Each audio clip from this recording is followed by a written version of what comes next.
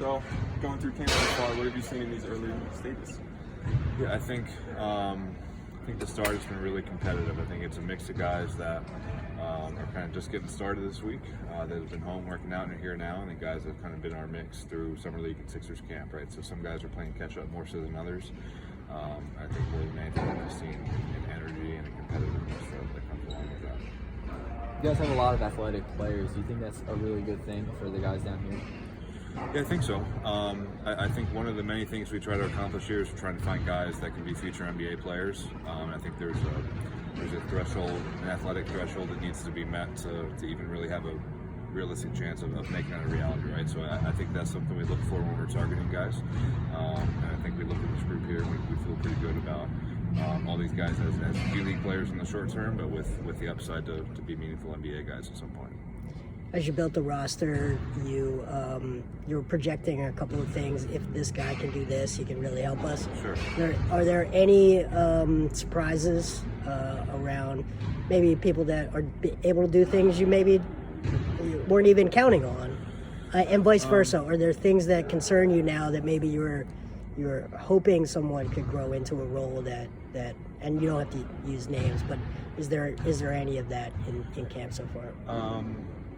The concerns, I don't think so. I think for the most part, guys have kind of performed as expected. I think the one pleasant surprise is that due to some injuries, we've had to put Jared Brownridge at point guard, which is not his natural position. He's been an off-ball guy pretty much his whole life. I think he's done a pretty good job with that. I think if it were needed at some point during the season, I think we have a new level of confidence in him being able to do that. So I think that's probably our biggest takeaway from this first week here of maybe someone filling a role or having a skill set that was outside of what we expected coming in. And that could be huge because you cannot go under on a screen Right. with him, so that opens up some things, right? Yeah. I think obviously one of the most prolific shooters in the league last year. We're hoping for a similar thing this year. I think, like you said, if we can get the ball in his hands more often, maybe that's a new dynamic for him, where he's a pick and roll guy that can really knock it down.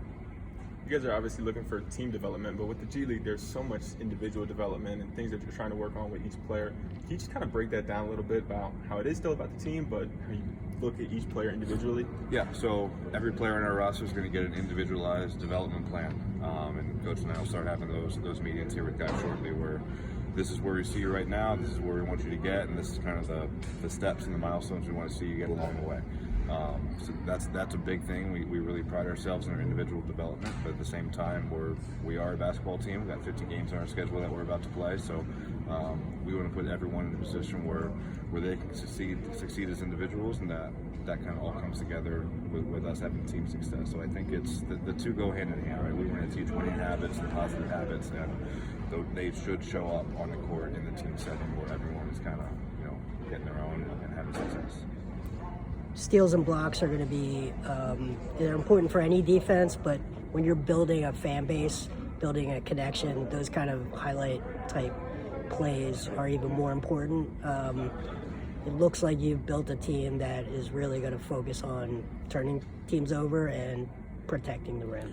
Yeah, I think similar to the Sixers, like we want to pride ourselves, even that, with the Blue Coats roster, on our size, our defensive ability, our defensive versatility. So you look at some of the guys we brought in. We got Haywood Highsmith back, big-time defender. Julian Washburn, big-time perimeter defender, 6'7", 6'8", can guard basically 1 through 5, right? So then at the center position, we got Chris, Doral, and Lavelle will be up and down. So we've, like you said, we've definitely put a premium on rim protection at the 5 and on the perimeter guys that can guard multiple positions and guard them at a high level.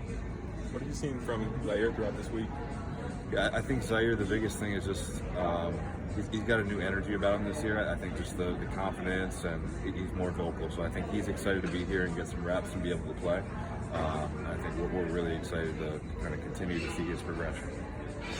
One more. How about Pele going up to the NBA? Anything you'd like to say about that? Yeah, I think we're all fired up for Norvell. I think we hope he gets, I'm sure he will at some point, he'll get an opportunity to step into a game and play and show what he can do. I think the Pistons game in the preseason was a really special moment for all of us. I think we're all pretty excited for him to have that moment, and hopefully he can parlay that to some more regular season success. Thanks, Matt. Thanks.